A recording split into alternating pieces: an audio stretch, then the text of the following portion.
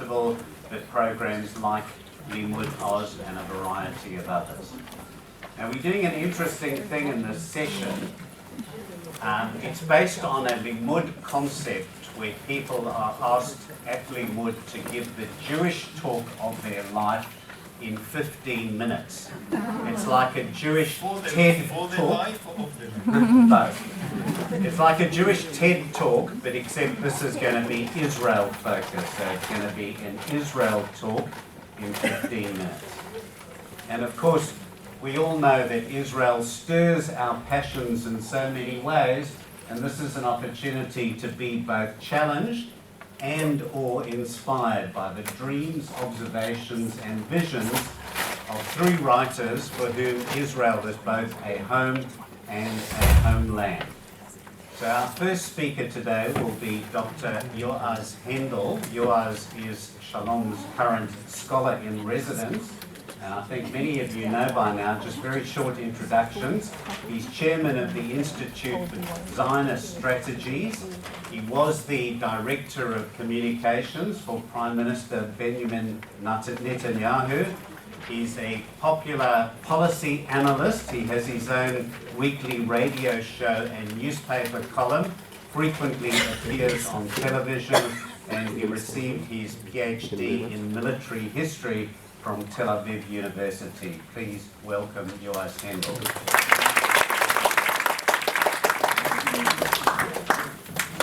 Thank you very much. It's a pleasure to be here. And thank you, Hilton. And I would like to speak about my Jewish perspective, or maybe my Israeli perspective, and they both mix together. Herzl said, "Im tirtu en zo Haggadah."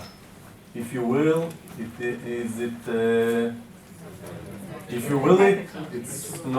is no dream.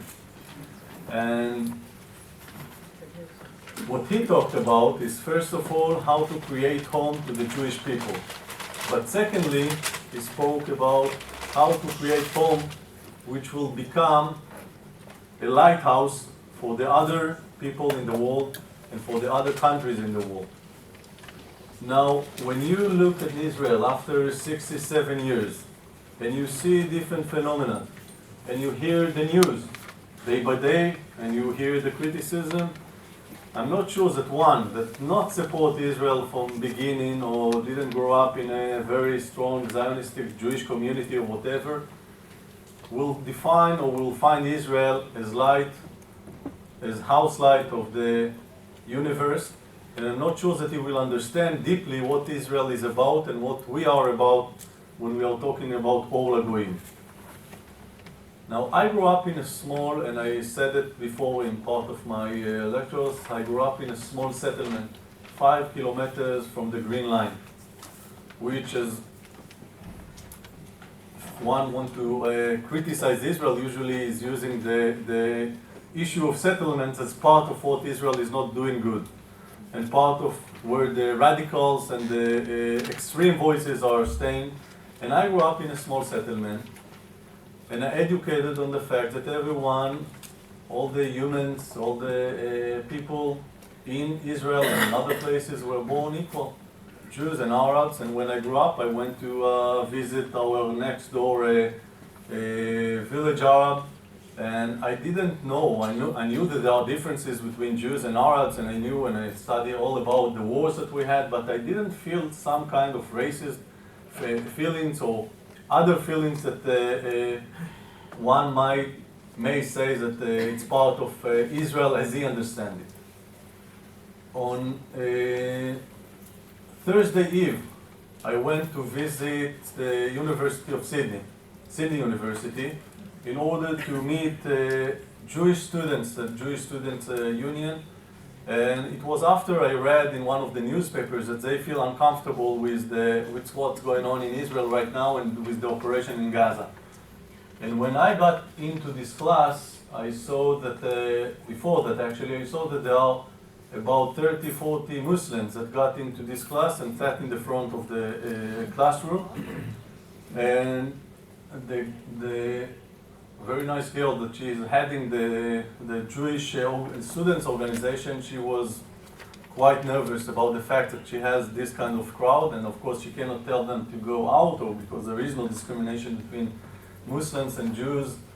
Not here, by the way, not in Israel the same way, and not in Israel.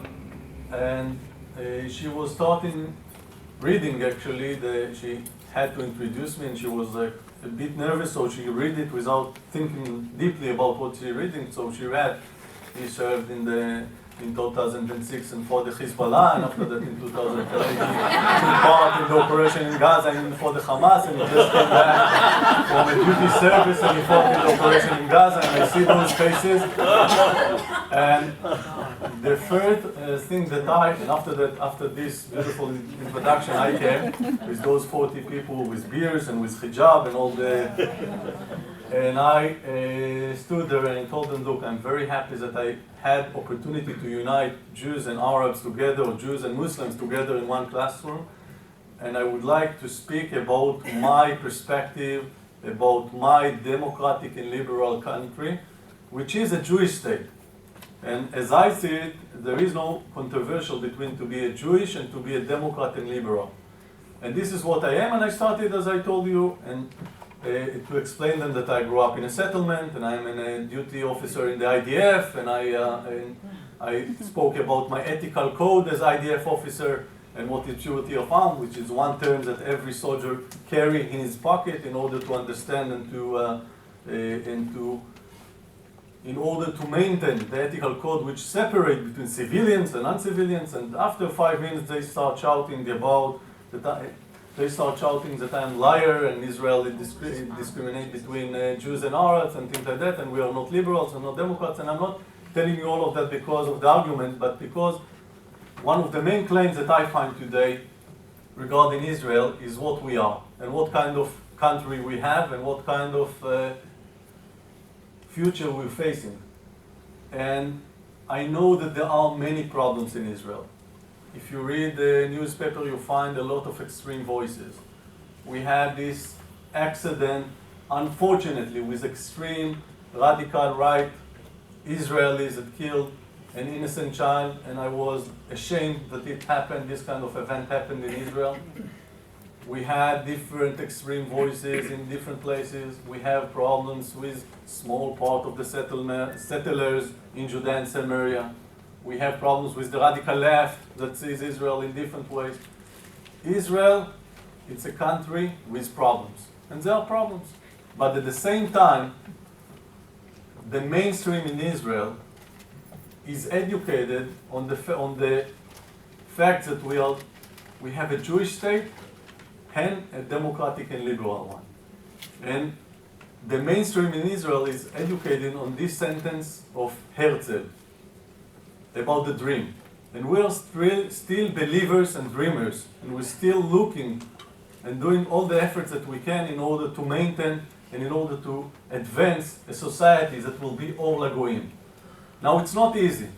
And it's not easy in Australia, and it's not easy especially when you're facing terror organizations, and you're facing every 2 years or 3 years you're facing wars or operations, and it's not easy to understand how you can fight and to protect your own kids while there are people that launch in rockets against you, and it's not easy to see those pictures. And one of by the way, those 30 Muslims, after they shout "Free Palestine" and I asked them to stay, they left, of course, without hearing nothing.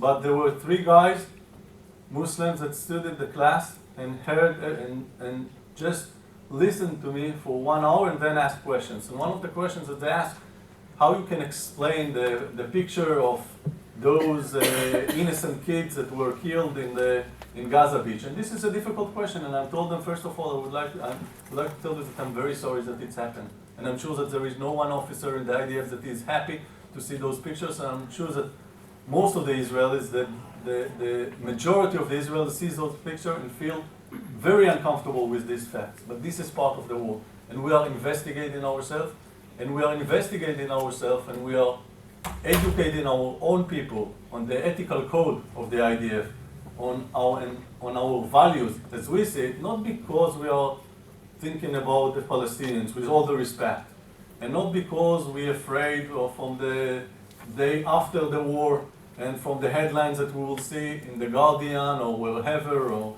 in ABC, it doesn't matter where. And not because we are trying to do a good propaganda for Israel. We are doing that because we would like to feel good with ourselves. And we are doing that because we feel, and we are still keeping the same values or the same dreams, the same beliefs that the founders of Zionism took when they came to Israel. Part of them thought that it's going to be a socialist country in order to equal or in order to bridge gaps between people. Part of them thought it's going to be a capitalistic country, but at the same countries that will keep different rights and will be a light to the people. Part of them thought that it's going to be a Jewish state with a normal Jewish state, as Herzl said, with a Jewish thief and a Jewish police officer. But they all, if you read what they wrote, they all respect the rights of minorities. They all respect the fact that there are different voices inside Israel. And they all saw Israel as a kind of utopic vision for the Jewish people. Now, it's impossible to achieve utopic vision, but it's very possible to do a lot of effort in order to achieve this kind of dream. And it's very possible to dream about the next day, and it's very possible to believe that if you are part of a society that know how to criticize itself when we are doing mistakes, and if you are part of societies that believe that we are trying to be good than others, and if you are part of society of believers, part of them believe in God, part of them in the human nature, it makes you, or it put you in a better position in order to make your life better. And after that, of course, coming all the issues with how other people looking and seeing you, if you are good enough or not good enough. And after that, the other subjects and the other questions are coming. And as Israeli, I will always say it like this, as Jewish, as an Israeli, as a Zionist, as someone that sees himself as part of what we built, my grandparents and my parents and me, myself, we are just one point in history, a very short time in history. And Israel, the state of Israel, it's quite young. But we still, I'm almost 40 years old, so 40 years, 40, it's a typological number, and it's part of, in Judaism. So after 40 years, not in the desert, but in Israel, I still feel good with myself. I still know how to wake up in the morning. I still know how to look at the mirror and to feel that Israel still, as Israeli, the Israeli society, and we are as Israelis still doing the same effort and still believe in the same things and still trying to be good because we want to do that, not because others are asking us to do that. And I think that this is part of what create a unit proud, as we call it in the IDF, part of what bringing us to be better than others. Thank you.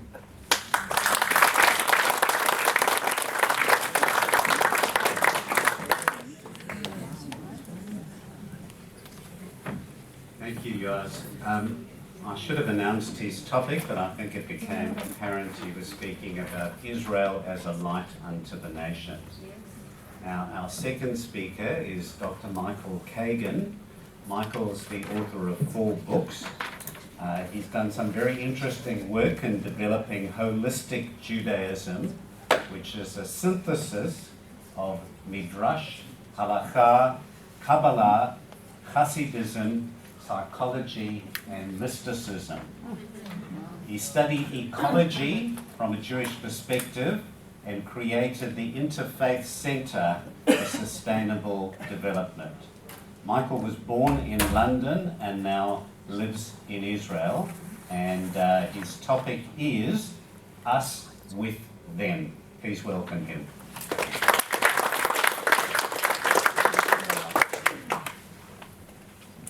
Good morning, everyone. Shalom. Boker tov. I want to start just by quoting from this book. It's got my name on it as well, God's Prayer. You can buy it in the bookshop. But it's a book that I didn't author.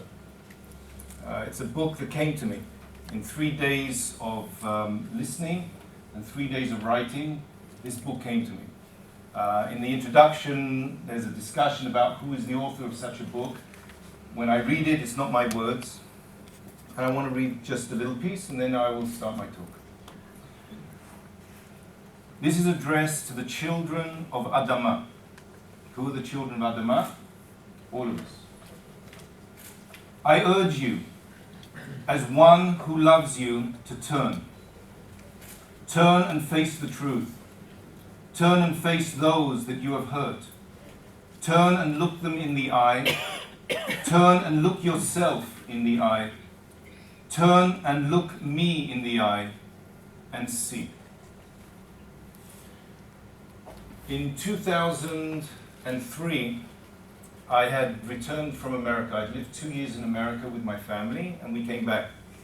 I live in Jerusalem, came back to our house, and the house we'd rented out, and the people who had rented it had messed up the Bezek, the telephone system.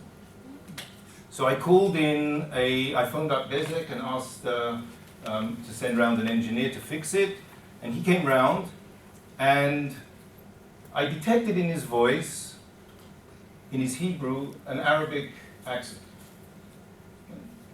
Didn't look Arab, whatever that means. Thought he was just, Jew, just like me, you. But I detected Arabic in his accent, and I welcomed him to the house. He started his work. I said, "Can I give you something to eat?" This is what I usually do. "Can I give you a drink?" He said, "No, thanks." I said, "Some fruit?" He said, "No, thanks." I said, "Look, you're in my house. We're in the Middle East. It's my duty to host you, even if you're coming just to fix the telephone lines." He said, "Really, no, thanks." I said, "Why?" He said, "It's Ramadan." And I went, how could I be so stupid? I mean, how could I be so ignorant to live in the Middle East, in a country of which 25 to 30% are Muslim, and not know it's Ramadan? The opposite, think of the opposite. The same person comes into my house before Rosh Hashanah, fixes the telephone line, leaves without wishing me Shana Tova. I would be insulted by that. I would be. It's like everybody in Israel knows when it's Rosh Hashanah. Most, I think, from my own experience, Jews do not know when it's Ramadan and would be insensitive to Ramadan and know what it is all about. And I felt very discomforted by that, my ignorance. I'm not aware of what's going on. And I made a decision then to start learning more about the other people who share my land, about their religion, and their ways, their wisdom. I'm going to give you certain scenes, and they may be disconnected, maybe you'll see the connection between them. Last week, I had friends around for Shabbat, and they brought their dog. And we have a cat. And as some of you may know, dogs and cats don't get on very well together. The dog sat there under the table, eyes on the cat. The cat lay pretending to be asleep on the sofa, one eye open. And every once in a while, the dog would start barking, the cat would go, cat, and we would have to calm everything down. But the day after that, on the Sunday, I went round to see my friend who lives outside Jerusalem. He has a big garden, and he has this big, big dog. And he has lots of cats. And the cats walk over the dog, and the dog walks over the cats. And they don't seem to bother each other. How come? How come we know cats afraid of dogs, dogs chase cats, or cats chase dogs, and here the dog and the cat are living quite happily because they grew up together. They're used to each other. I think that this is a problem that we face in Israel. We don't grow up together. This picture, you can see, this is Sheikh Rassan, this is his father, this is his son, this is a disciple of him. This is my Sheikh, I am a Sufi. This is my Sheikh. This is the yeshiva in Malay Gilboa, where my son learns. The Malay Gilboa is above Beit Sha'an, right, just south of the Kinneret. This is up in the hills, and there's the kibbutz Adati, the religious kibbutz yeshiva there. A most wonderful, wonderful place to learn. If you have your children who want to learn ba'omek, in depth, about Judaism in a very, very open-minded, liberal atmosphere, this is a yeshiva, it's a male yeshiva for boys. This is Ramadan. And they invited Sheikh Rassan, and we have a look at the next picture. Okay. Sheikh Rassan, his son, his father, also a sheikh, and this was the imam that was calling for prayers. This is in the synagogue of the yeshiva. Now, just take a moment to look at that, because you're not likely to see something like that again, unfortunately. It was the first time that something like this had happened in this particular yeshiva, and probably in most other yeshivas. Nothing like this has happened before. It wasn't a big event. There were about 60 or 70 students there. The sheikh talked about Islam, he answered questions. The Rabbi Yehuda Gilad spoke about this time as of the year for Jews, of Ramadan, of fasting. It was Yud Zayin B'Tammuz. So it was a fast day for us as well. Right? Yud Zayin B'Tammuz is a fast day leading to the 3 weeks for the destruction. That was why we met. So the Jews were fasting, the Muslims were fasting. We did iftar together. Iftar is the breaking of the fast. So we all spoke about what it is to fast, and what it is to look inside, and what it is to reflect, and what it is to know who you are, and what it is to stand before God, and what is destruction, and what is construction, and what is Israel, and what are we all doing here, and the opportunity that we have, the opportunity of Muslims and Jews to create something new. To create something new. I don't remember so much Herzl talking about the opportunity for Jews learning from Muslims, or Muslims learning from Jews. But we have many examples in our history where Muslims and Jews have lived happily together, grown together, created together, lived together, and even prayed together. The son of Rambam, Maimonides, Ovadia, prayed in a Sufi mosque because he couldn't stand synagogues and all the people chatting there. Nothing much has changed since then. I too prefer sometimes to daven, to pray in mosques, and surrounded by Muslims. They have an intensity of prayer that, unless I go into the Mea Shearim area, the very orthodox areas of Jerusalem, I don't find elsewhere. So this is a unique event. Surrounding them are the students. My son is, I think, back on the right in the white shirt, and we davened Maariv together. Right? The word daven, you know, right? It's an Arabic word, an old Arabic word meaning to pray together. No, that's a joke. It's a new. My daughter, and before this. Before prayers, as I said, we sat in a big circle in the big auditorium there, and I asked the question. I asked, how many of you, for you, is it the first time you have ever been in a discussion under the same roof as a Muslim? Other than the fact that he would be serving you in a restaurant, or fixing your house, or building the house next door. If you're in a settler, all the settlement houses are built by Arabs. House next to me recently was built by Arabs.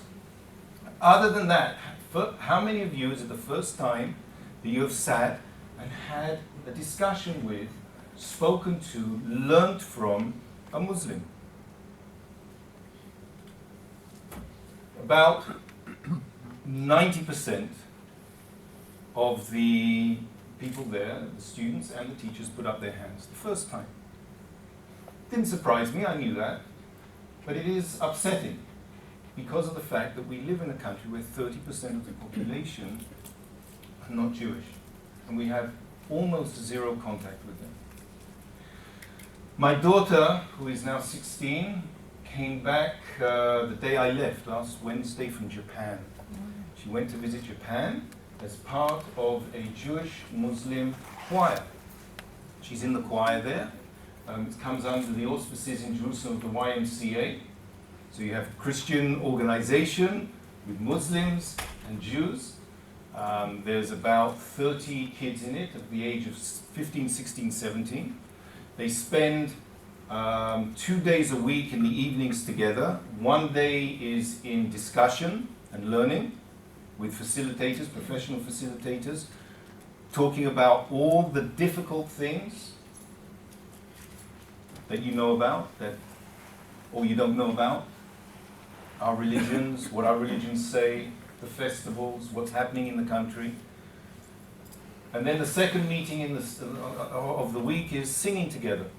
And they got invited to Japan, and they were in Tokyo and Kyoto. They were on national TV. They were in all the newspapers, and you see these Arab kids and you see these Israeli kids. And here, for instance, there's a difficulty. Are they Israeli and Arab kids? Are they Palestinian and Israeli kids? Are they Jewish and Muslim kids? It's all difficult. I don't actually know when I present this, when I talk about this, I actually don't know how to refer to us and them. Because they're all Israeli, but they're Palestinian. They're Muslim, we're Jewish. So who are we? Identity crisis. There's a real identity problem here. 3 minutes. There are many groups meet in Israel, exchanging views, religious groups. I'm not talking about political. I used to be involved in political dialogue between Jews or Israelis and Palestinians, Jews and Muslims and Christians. I prefer now to meet on a religious level. What is it that you have that I need to know? And here's something that I have that you need to know from my religion, from my wisdom. Not my wisdom, our religion's wisdom. We have to get it together. And my teacher, Reb Zalman, would say, you've got to do it together. Together. The only way to get it together is together. I want to mention one more thing. I met a friend of mine a few years ago.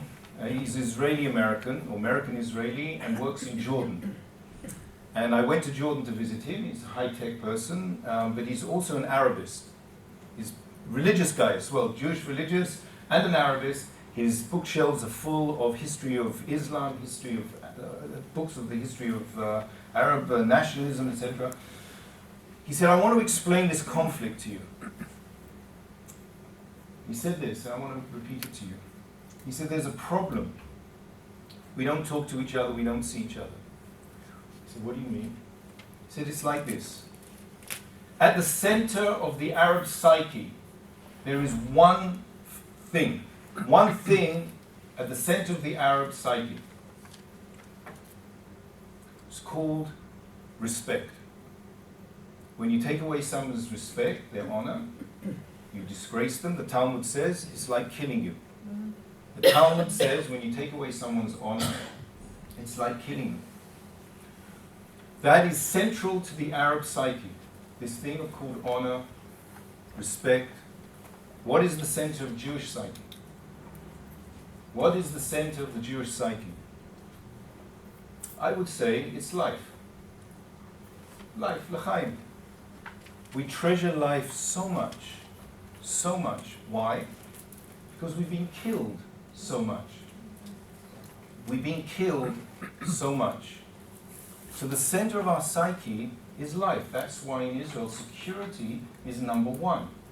So when you get to a check post and you have an Israeli soldier stripping an old man naked to check whether he has explosives, the old man says, "You're killing me.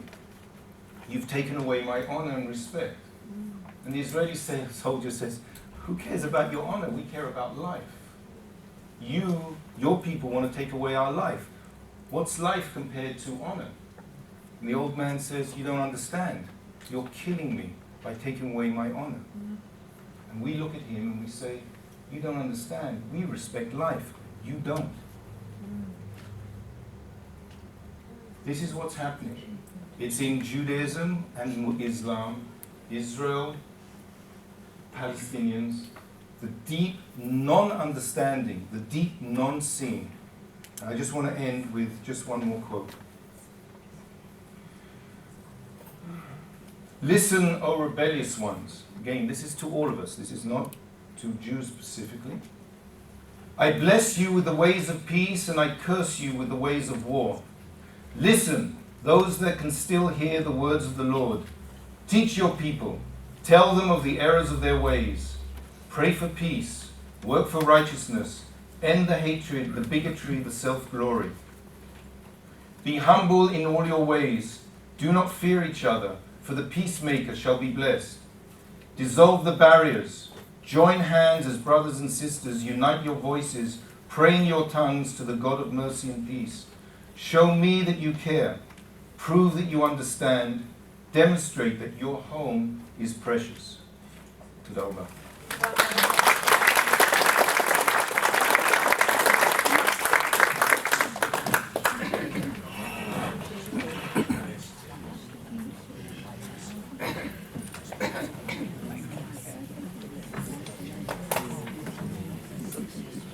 Thank you very much, Michael. Two very profound sessions. The final one is by Helen Gottstein. Some of us were privileged to hear her and watch her one-woman show last night, The Four Faces of Israel, which she began as an ultra-Orthodox Jewish woman. Unfortunately, there were some members of the audience who were very narrow-minded and short-sighted and walked out in disgust because she was expressing ultra-Orthodox views, not realizing she would then become a secular Israeli and a Palestinian woman. So they lost out on a very fascinating and confronting session. Thank you. Helen is an accomplished educator, writer and performer. She was born in Melbourne and she's been living in Jerusalem for the last 20 years. She's involved in Israeli-Palestinian dialogue. She also coaches public speaking and performance and works as a trainer and lecturer in the area of multicultural tolerance. Her talk is Us and Them, a peace activist under fire.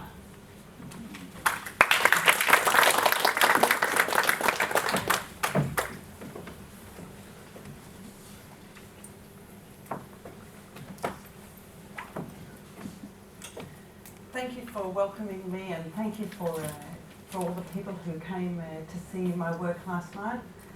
So I feel as an artist, as an actor, as a person who lives more in improvisation, this has been, and as who works in the field of peace activism, this has been a confusing couple of weeks.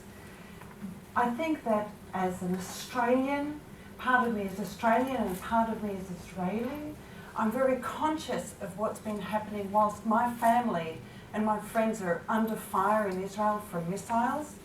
My husband 2 days ago had to lay down next to the side of the road as he drove from Tel Aviv to Jerusalem, and so on and so forth. We are literally under fire. Here in Australia and in England and even in far-flung New Zealand, people from the Jewish community feel under fire from the horror of the images which fill our televisions, under fire from demonstrations and presentations against us, under fire when people walk out, when a member of the IDF stands up to speak, and under fire for the moral code that we want to present to the world. Australian Jews lead in many moral fights for this country. Australian Jews lead the fight against discrimination. They lead on the field of Aboriginal rights. In South Africa, they help to lead the overthrowing of apartheid. And in Israel, you as Australian Jews have to balance the feeling of, how do I stand with Israel when I'm not, it's not all easy. How do we deal with the photographs of the film of those 4 boys on the beach? Not simple at all. There's been a sense of us or them. And who is us has really felt under fire. It's not been easy, I imagine, for some of you to go to the Stand With Israel demonstrations. How do you do that when actually, we have some hesitation about everything that's going on in Israel? It's not easy. It's not easy keeping the Australian civilized, rational, educated, the civilized people of the world that Australian Jews feel that we're part of, and images on the television. That's Israel? Can we stand together? So, I also want to say about myself that as part of the work that I do, I belong to an organisation called the JCJCR, and a small aspect of that work is I belong to a women's dialogue group, and every Monday night, a group of Jewish, Muslim and Christian women walk along the bike path. Monday nights. And during Ramadan, we walked at 9:30 after the iftar meal. So, my story today begins, click. When these 3 boys were murdered, kidnapped and murdered, things began to heat up. Click. And around the world, Jews rallied. They came together because, ladies and gentlemen, these were not just Israeli boys. These were our boys. And if you look at the slogans, these were our boys. I don't know if any of you came to those possibilities, those demonstrations, but around the world there were Facebook campaigns, there were, Natan Sharansky was advertised out there, bring back our boys, and Australians got creative and wrote it in coffee and across their naked backs, and it was all going on. People were saying, bring back our boys. And then when they were murdered, don't move until I click you, okay? When they were murdered, there was a sense, when their bodies were found, and they had been brutally murdered. And if you wish, or you don't wish, you can hear the recording of their kidnappers laughing and saying, Talete, Talete, we got 3. This woman, Rachel Frankel, stood up and lifted us all, because she spoke not from the place of barbarism. She spoke from the place of the civilized. And who here did not feel lifted up by what this woman, in surely tragic circumstances, said? She raised us all. She thanked people. She blessed the people who had brought back her son. And she refused to talk about vengeance. She refused to say, let's get them, let's wipe them out. And if she had, who would not have forgiven her? But she didn't. And in that moment, she brought out of barbarity civilization. Everything that we, as Australian Jews and as Israeli Jews, long for. She brought blessing out of tragedy. Click. And then the next day, Muhammad Abu Takhtir was brutally murdered by 3 Jews wearing kippot and with tzitzit. Brutally, ladies and gentlemen. He was burnt to death by Jews. And the next day his cousin was also beaten up brutally by border police. And at that point, ladies and gentlemen, I imagine that for many of you here, you were like, that's Israel, I'm over here. I stand with civilization, with rationality, with ideas, with humanity. This is not done in my name. That's maybe those crazy Israelis. You don't stand with this. When you go to your Israel Stand With Us demonstration, you're like, I'm not standing with this. That's not who I am. And if you would mind, click. And as fate would have it, that night, the night that Muhammad Abu Takhtir's body was found, I walked with my dialogue group. I'm like, can hardly wait. It's going to be just so much fun walking this evening. And as we're walking along our bike path, and it's a great setup because it's very fluid, my friend, I'll call her Amin, says to me, you know, Helen, we have a conversation about Muhammad Abu Takhtir. You know, I think about his mother and how she must die a little every day thinking about her son. Not just that he was murdered, but how he was murdered. How can she stand it? And I say, Amin, I so understand. I, as an Israeli, I condemn this. I hate that this happened. For me, they're not Jews. They are not Jews. They may be doing it in the name of Judaism. That's not Judaism. And then she says to me, and Helen, you know, there was something so strange about the way the bodies of those 3 teenage Jews were found. You know, we know really that your Shabak, your intelligence services, killed those 3 boys, planted their bodies, preserved them, and planted them so that they would be found. Why? Because we know Bibi can do anything. And this is to break apart the coalition, the newly formed coalition between Hamas and the Palestinian Authority. And I said to her, we'll call her Amin, I said, Amin, no. I reached down deep and I said, I'm glad we're here, and I refuse that at this moment it splits into us and them, because I will right now reach out from my roots, my Jewish values, my Australian civilized capacity, and I will say to her, Amen, those Jewish boys, they were killed by Muslims. And that Muhammad, he was killed by Jews. And the answer will come when you can say, I'm ashamed of what these Muslims did, and when I can say, I'm ashamed of what these Jews did, because that's not who we wish to be. Click. And then things started to get busy.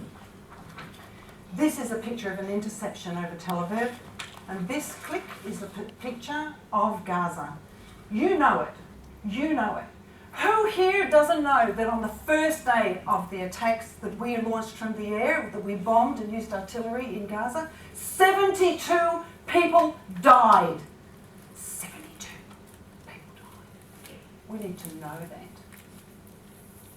How do you keep it together as an Australian Jew, educated in rationality and humanity, and say, I stand with Israel. 72 people. But it didn't shift who I was. In me, I am still saying, I don't hate the Palestinians. I don't hate them. What I want is a regional, political solution. Even when, you saw the picture before, it's an interception, even when they're launching 100 rockets a day. And that's a fact. Tel Aviv, Jerusalem, Beersheba, Haifa, Sydney, Melbourne, Adelaide, Perth, coming at your home. That's what we're contending with. Click. And even when my son got the phone, when I got the phone call from my gorgeous, beautiful, average smart boy, not from his phone, because he hasn't had his phone already for a couple of weeks, I get this phone call and I say, Amir! Amir! Amir! Oh my God! It's like the angel Gabriel has walked into my life. It's like the light has come down because I haven't heard from him for weeks. And I'm like, yeah, Dolly, where are you? Wait, I can't ask where you are. Okay. How are you? Are you all right? And he says, Emma, I'm just calling to tell you I love you. And don't worry. Ladies and gentlemen, at that point I actually lost my mind for about a day and a half. I actually had difficulty absorbing information. There was like a dysfunction that happened in my brain. I got a phone call from his friend who's telling me really where Amir is and what he might be doing and all that. It was like I lost the ability to connect sound and language.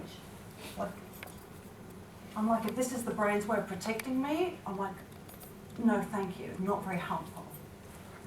But it didn't change who I was. I was still knew who was in my camp and who's in the other camp. Didn't shift who I am. How am I doing time-wise? I'm not going to make it. Okay. Click. And then, ladies and gentlemen, I started listening really to what Ismail Khania had to say. Click. And then I learned about the tunnels. Now, last night at the panel with Yoaz and Raphael, we learned that information is leaked to the public at times that it's strategic. This was Ismail Khania leaking information to me, so I'm like, okay, is this your strategic goal? I don't know. This is a map from the IDF, but the information, the statements about the tunnels, they're coming out from Hamas, so I don't know who's leaking what. Ladies and gentlemen, this for me was a game changer. This for me changed the internal comprehension of Helen Gottstein's world. Now that doesn't have to be of very much interest to you. That Helen Gottstein now understands really the difference between Hamas and Fatah. Really gets it. That these tunnels are aimed not just at military installations, they're aimed at communities. And why do you need a laundry cart on a track next to a kindergarten? Why do you need that, ladies and gentlemen? Why is that a worthwhile investment for Hamas? It's to move masses of little bodies rapidly when they are murdered by Hamas fighters whose goal is not to fight soldiers, but is to murder children in kindergartens. So as a rational person who attempts to analyse the flood of information that we've all had to contend with, that for me was kind of like a game changer. Because, click, when I look at these people, I realise, that's who we should be fighting. The Hamas soldiers. For me, the deaths of those children on the beach made me sick and so sorry. And I wonder how those families are ever going to recover from that. But don't aim for my children. Don't make my children your target. Your target. So I stayed with Amos Oz, one of the founders of the peace movement in Israel and perhaps one of its most famous sons, when he said, Hamas is like the people who put their children on their knees and shoot into your nursery. What do? Click. And all of this has been just like a Haggadah, like a major party for the extremists in Israel. This is a picture of Lahava. These are people who encourage others to go around in the center of Israeli Jewish cities and beat up Arabs. I will never be this. I will never be this. This is not who I am. Click. This might be who I am. This is a peace rally, same day in Israel. At this peace rally in Tel Aviv, there were people who called for the immediate cessation of attacks on Gaza. I'm not there. I look at those Hamas soldiers, I look at those tunnels, and I'm like, you know what? I'm a peace activist. And we need to find partners for peace. Click. So this is who I want to be. This is us at our best. Over 200 peace organisations operate in Israel. I sat down for 10 minutes and I came up with a list which includes about 15 organisations that work to bring youth together through theatre, through drama, through choirs, through potato baking. Even there's a camp for ultimate frisbee. They call it ultimate peace. You're throwing a frisbee, guys, but keep at it. You can sing for peace, you can cook for peace, you can do embroidery for peace, you can be involved in political activism, you can support Palestinians in a huge range of ways. 200 organisations established by Israelis to create dialogue, to create religious meetings, to create, you name it, huge sphere. Economic cooperation. This is institutionalised, mainstream, government-supported action. This is not a private initiative. This is not 200 people who are knocking on your door asking for a handout. This is government, institutionalised action. Now you say, well, Helen, you know, the blockade on Gaza, it's a disaster. It's terrible, they're suffering. I'm like, okay, send tuna, don't send cement. Click. And this is where I'll finish. Because I want to say that from my small non-military analyst position, you know, I'm a pisher, I'm a nobody in the piece. You know, don't have an article in the newspaper. I would say this. This is also the truth in Israel. During the first few days when our 3 teenagers were kidnapped by Hamas, the Palestinian Authority used its Palestinian police to help look for those boys. Ladies and gentlemen, Israelis are messed up. We have failed. We have shot ourselves in the foot and possibly in the head. I don't know. We are failures. We will continue to fail. We are really fallible. We are human. We will make mistakes again and again and again. But if you look at that picture of Kerem Shalom, I'm going to tell you, we're a potential partner. I look at this picture, these are Israeli police, but we were cooperating, we were receiving cooperation from the Palestinian Authority.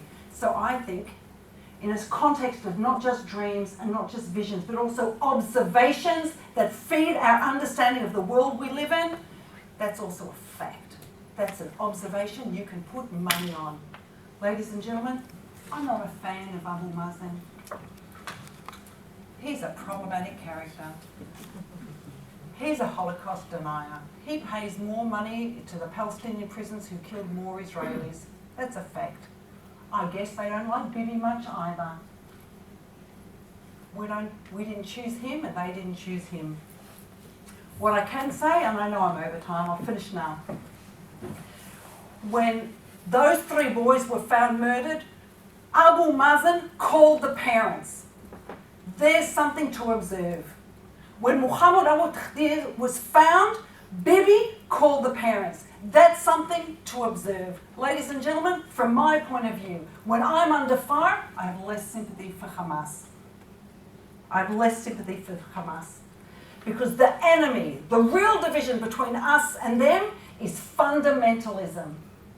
It's the fundamentalism that we need to say, that's them.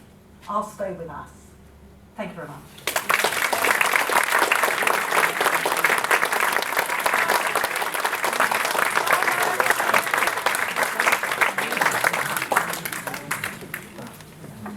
That was incredible. 3 really amazing presentations. I'm afraid this is not a kind of Q&A session. There are books to be bought and signed in the festival bookshop, which is in the Greenberg room, just at the end of the corridor here. There is a break until 12:30 before the next session. 12:15, sorry. No, 12:30. If you haven't discovered it, there's real coffee being made by Roy the Coffee Man. So help yourself to that in some soup. Please join me in thanking Yoaz Hendel, Michael Kagan, and Helen Gottstein.